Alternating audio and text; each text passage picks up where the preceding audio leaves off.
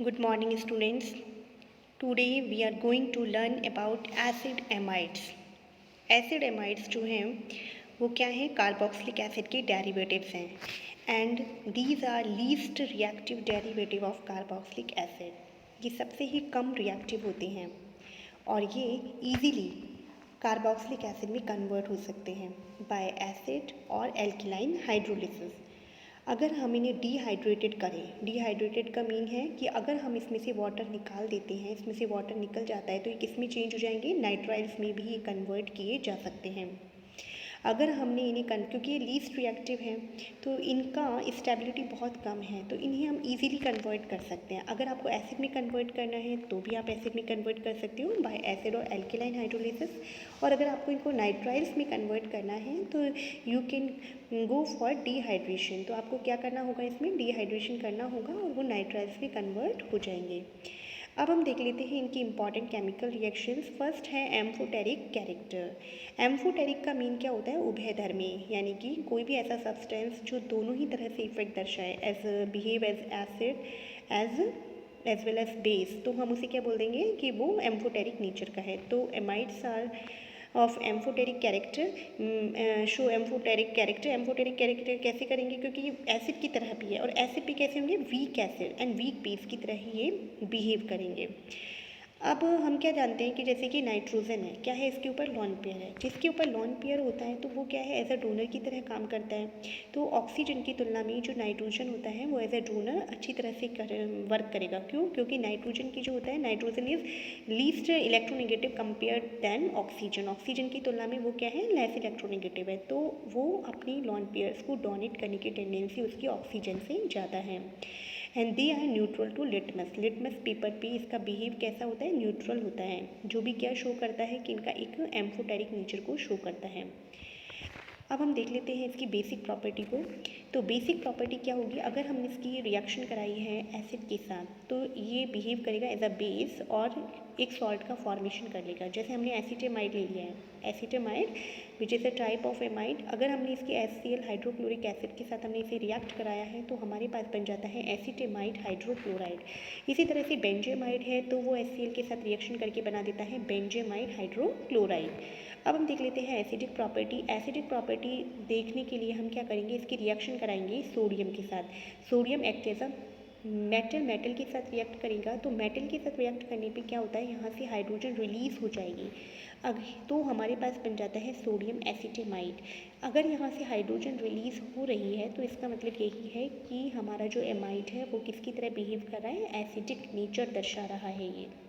क्योंकि कोई भी एसिड जो होगा उसका एसिडिक प्रॉपर्टी हम इसी से ही बताते हैं कि अगर वो किसी मेटल के साथ रिएक्ट करके हाइड्रोजन रिलीज कर देता है तो इसका मतलब है कि वो किसकी तरह बिहेव कर रहा है? एसिड की तरह बिहेव कर रहा है। अब हम आ जाते हैं दूसरी प्रॉपर्टी पे, that is hydrolysis. Acid amides are not easily hydrolysed with water. Water के साथ इजीली हाइड्रोलाइज्ड नहीं होंगे।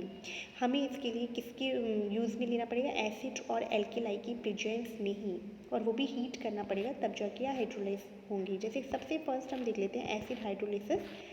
हमने एमाइड लिया, एसिड की प्रेजेंस में हाइड्रोलिसिस करा रहे हैं, तो हमें ये तो पता है कि हाइड्रोलिसिस अगर होती है एमाइड की तो वो किस में कन्वर्ट हो जाएंगे? एसिड में कन्वर्ट हो जाएंगे। तो यहाँ से अमोनिया निकल जाता है और यहाँ का ये जो वाटर का OH है वो यहाँ पे लग जाता है।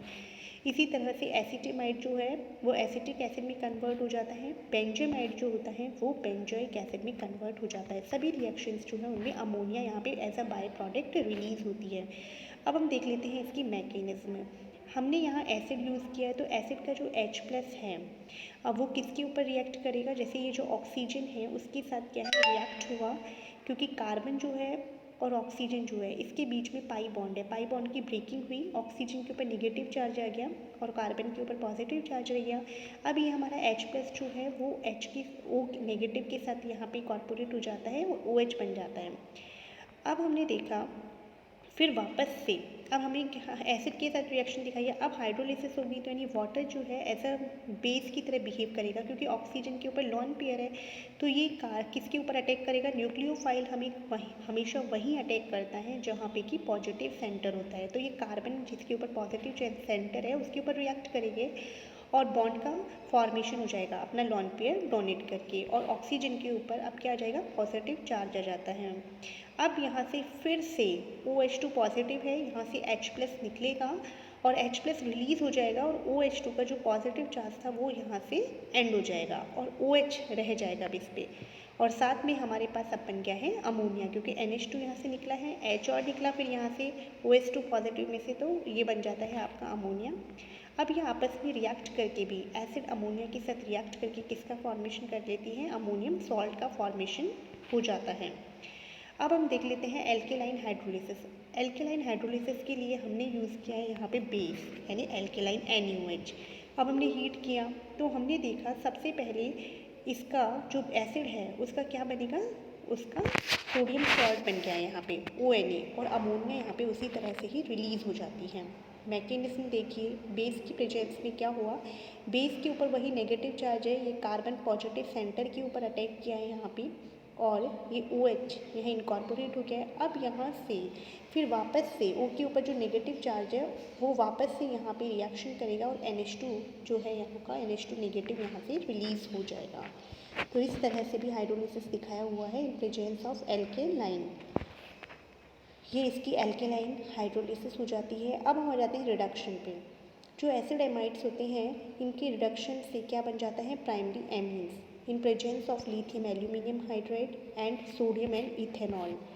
जैसे हमने लिथियम एल्यूमिनियम हाइड्राइड भी यूज़ कर सकते हो, सोडियम इथेनॉल एल्कोहल जो है वो यूज़ कर लेते हो, तो ये एसिटेमाइड जो है वो किस में कन्वर्ट हो गया है, एमीन में। इसी तरह से बेंजेमाइड जो है वो बेंजामीन में कन्वर्ट हो गया है। अब हम देखते हैं dehydration on heating with phosphorus pentoxide. Phosphorus pentoxide जो है वो एज अ डिहाइड्रेटिंग एजेंट के रूप में यूज़ होता है।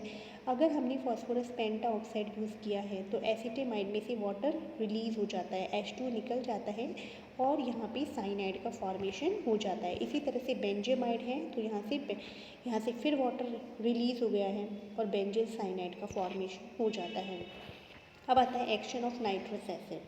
नाइट्रस एसिड जो होता है अगर उसके साथ हम एमाइड को हीट करते हैं तो हम क्या देखते हैं, एमाइड के उसके साथ रिएक्शन कराने पे एमाइड बना लेता है एसिड और साथ में नाइट्रोजन गैस यहाँ से रिलीज़ होती है। तो NH2 यहाँ से, आप हमेशा ध्यान रखिए अगर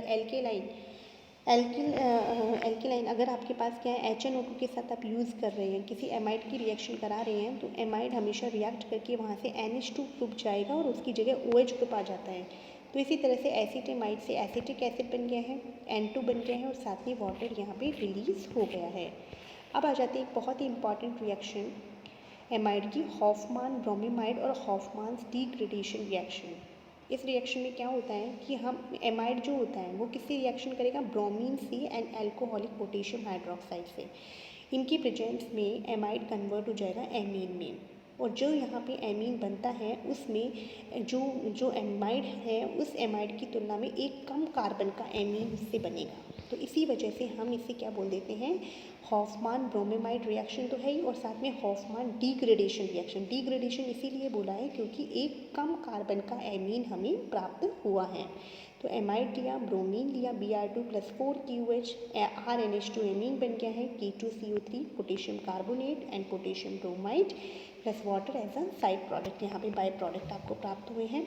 अब हम देख लेते हैं यूज़ एमाइड्स का। जो एमाइड्स होते हैं वो यूज़ होते हैं as a solvent for several organic and inorganic compounds में। किसके रूप में यूज़ हो रहे हैं, एज अ सॉल्वेंट के रूप में यूज़ होते हैं, वेटिंग एजेंट के रूप में यूज़ होते हैं, प्लास्टिसाइजर्स इन क्लॉथ्स के रूप में यूज़ होते हैं। They are also used in making explosives and leather tanning. Explosives के रूप में यूज़ होते हैं, लेदर टैनिंग के रूप में भी यूज़ होते हैं।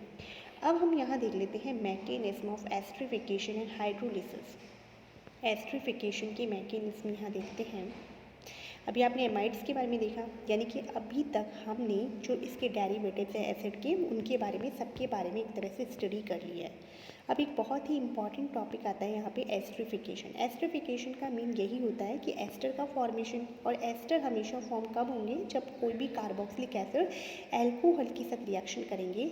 In presence of acid catalyst, तो हमें एस्टर का फॉर्मेशन हो जाता है और इसे हम बोलते हैं फिशर एस्टरिफिकेशन। दिखाया हुआ है यहाँ पे कि आपने ले लिया एसिटिक एसिड, फिर ले लिया इथेनॉल और H+, ये किसको शो कर रहा है कि एसिड के प्रेजेंस में ये रिएक्शन हो रही है, वाटर रिलीज होगा और एथिल एसीटेट यहाँ पे बन गया है।